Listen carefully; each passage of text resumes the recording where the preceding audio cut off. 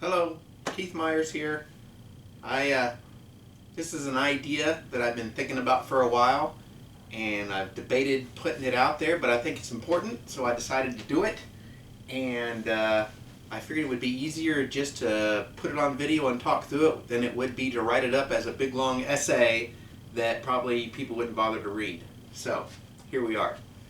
What I want to talk about is the central concept for Wing Chun. The concept on which the rest of Wing Chun is built. Because people talk about Wing Chun being a conceptual art all the time, and nobody ever really defines, okay, if it's a conceptual art, so where does it start? What is that central concept that the rest is built upon? Yeah, I've never heard anybody say that. So my premise is that the central concept of Wing Chun is that it is a up-close, aggressive self-defense art. Okay? I would even call it an ambush art, and I'll elaborate on that in a bit. And you're probably saying, well, yeah, that's self-evident. It's for self-defense, right? But people really don't seem to acknowledge that. They don't really key in on and think about it, that this central concept is Wing Chun as an up-close, aggressive self-defense art. Because that's what everything is built upon. But when you see people training and talking and doing things, they seem to have lost that vein, right? Because that kind of determines then how you do your Wing Chun. Now, I'm talking mainly about Ip Man Wing Chun lineage here. You know, other Wing Chun is different. Wing Chun might be a little different. So what I'm talking about here is specifically Ip Man Wing Chun lineage. And some people, I'm sure, will disagree with me. But bear with me. This is my premise. That at least the way I see Wing Chun, working in the modern world, is as a self-defense art. And I would argue that looking at Wing Chun's forms and drills, it was intended as an up-close self-defense art. And again, you're probably saying, well, of course, this is self-evident. But let me distinguish this from seeing Wing Chun as a fighting art, as a sparring art, as a ring art, because those are different concepts, different things, right? So really, by keying in on this central concept for Wing Chun, this guides how you look at your Wing Chun and therefore how you train it. That's why it's the central concept. Okay? So, self-defense art. Okay? I used to be one of those people that said fighting is fighting. Right? You should spar because you got to know how to, good timing and controlling distance and everything. And yes, that's good. But now I've changed my mind. I've come around to the thinking that fighting is not fighting. Wing Chun doesn't necessarily have to function in that range. Think of it this way. I have a Glock Model 19. That's meant as a self-defense handgun. Relatively close. If I was to take my Glock Model 19 hunting and then wonder why I couldn't bring down that deer on the ridge 100 yards away, you'd think I was stupid, right? That's not what the handgun was designed for. Now I could get an aftermarket buttstock and an aftermarket longer barrel and who knows, all kinds of gadgets to make it function better at long range, but the fact remains that is not what a Glock was designed for. Okay? It's the same thing here. Lots of people have done stuff with their Wing Chun, don't get me wrong. You can take it in different directions, but when you really come down to it, if you're adding things onto your Wing Chun to make it work at different ranges, that's not what your Wing Chun was designed for, right?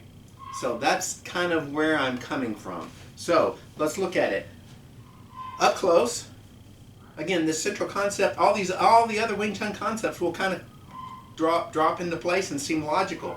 If our central concept is it's a self-defense art meant to use at close range, that means if I'm at close range, I'm dealing with somebody, I want to be able to use both arms equally.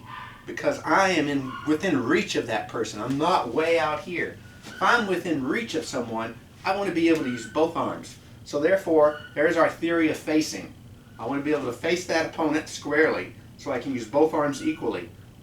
And I want him to be off-facing so he can't use both of his arms equally. That's just common sense. If I'm this close to the guy, I want him turned so I can use both my arms and he can't. Right?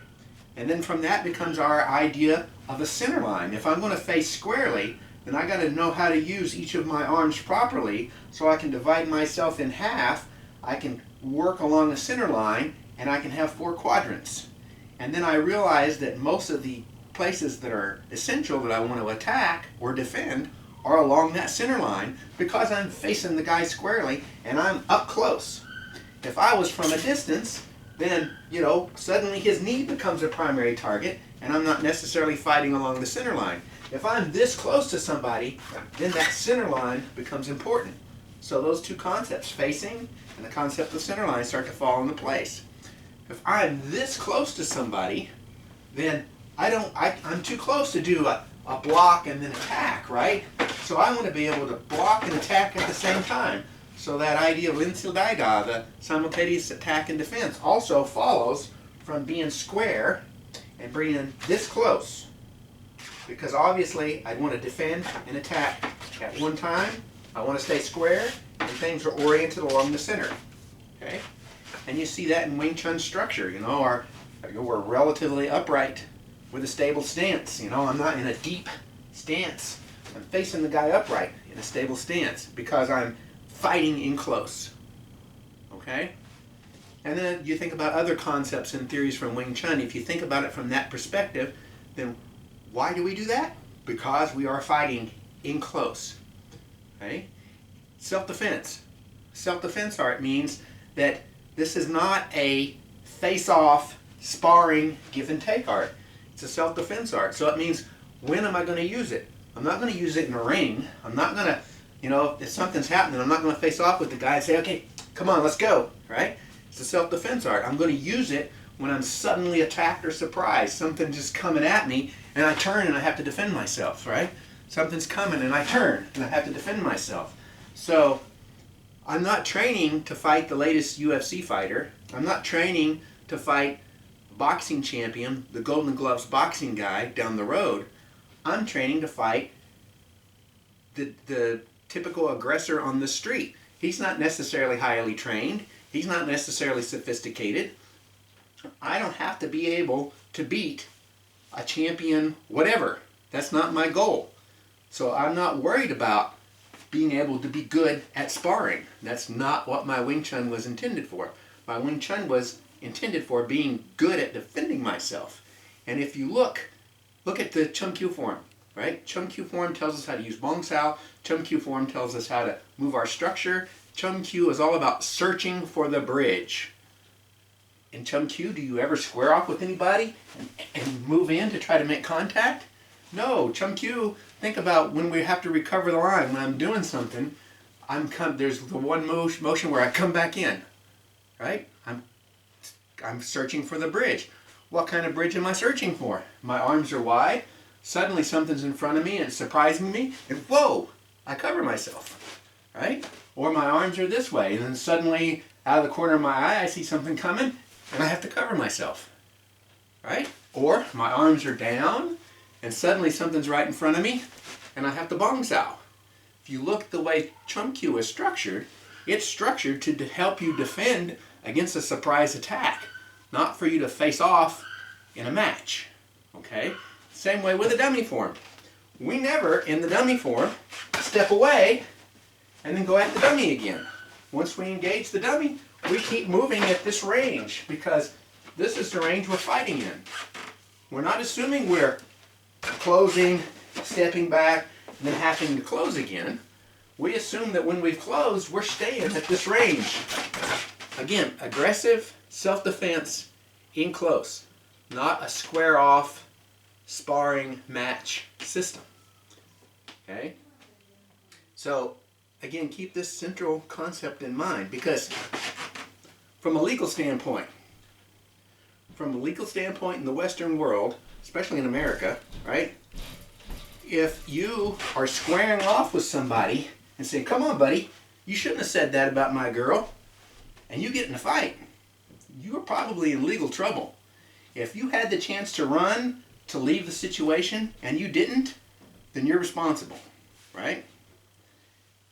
So, again, if it's a self-defense situation, and I have the opportunity to say, well, buddy, I don't want any trouble, and I have room to get away, I have to leave the situation, or I'm probably in legal trouble.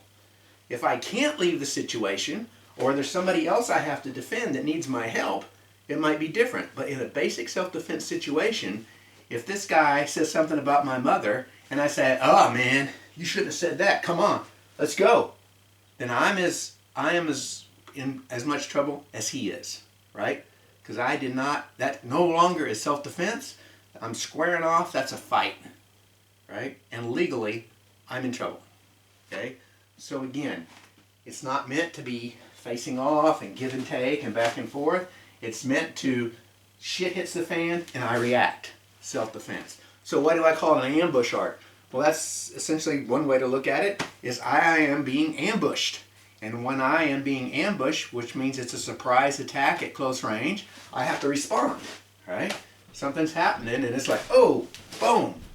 I'm responding. I'm being ambushed. One way to look at it. The other way to look at it is as I'm the guy doing the ambushing, right? If in this self-defense situation, for some reason I can't leave. Let's say something is happening and I have to get out of this room and there's some guy at the door determined to keep me from leaving this dangerous situation, right? I'm going to take that guy out. I'm going to go through that guy. It's not going to be a square off and say, "Hey buddy, get out of my way," or come on, let's go. No, I'm going to be charging in and essentially ambushing him. So when you have to go on the offensive, no hesitation, you do it. You attack. You ambush. So that's why I like to say Wing Chun is an ambush art, right? It's not a sparring art. It's not in a match art.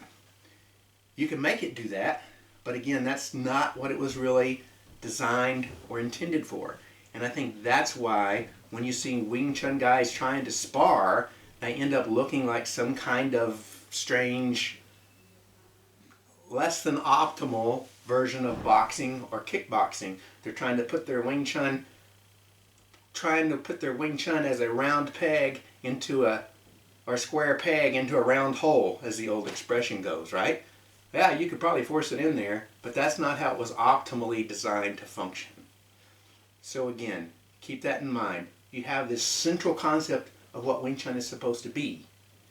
Another example. If you've got this central concept of Wing Chun being a close-in self-defense art, then it kind of guides what you do. For instance, just the other day I was watching a video from a very well-known Wing Chun instructor talking about applications from the dummy form, and he was talking about this motion, right, from the dummy, and his example was, okay, I'm squared off with this guy, and he throws this punch, and I'm going to catch it like this. Well, again, he's gone way off base. That's not what it was intended for, because that's not what Wing Chun was intended for.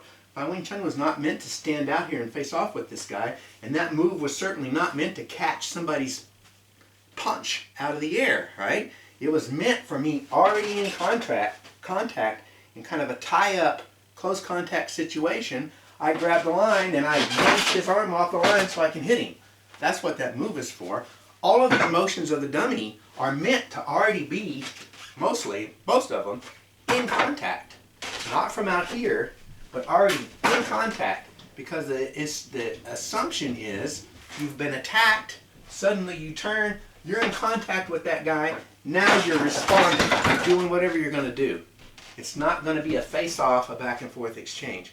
Another example is somebody recently on the forum asked, when would you pivot other than chi sao?